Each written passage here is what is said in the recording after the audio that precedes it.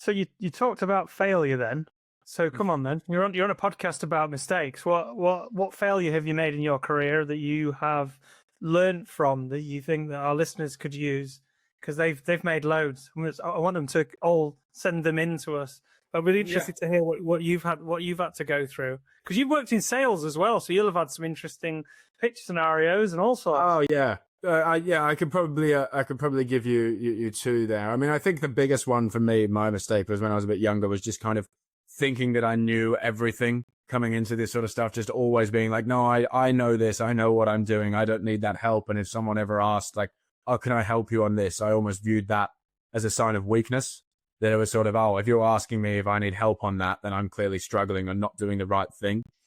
I think then as my career moved on a little bit, and obviously then I started working with Rory as well, you realize that even someone like Rory Sutherland, who's an absolute genius, never claims to know everything. The amount of books he still reads and the amount of people that he asks for help and advice on everything.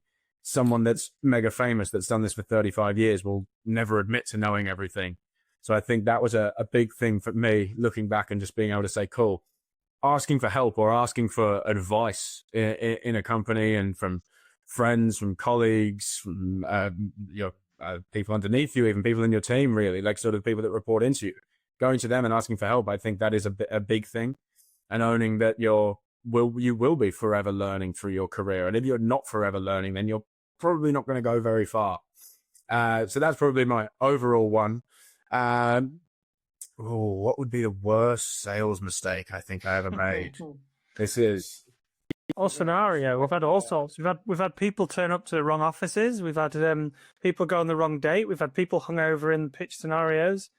We've had people with decks with the wrong client name in the middle of the deck while they're doing the pitch.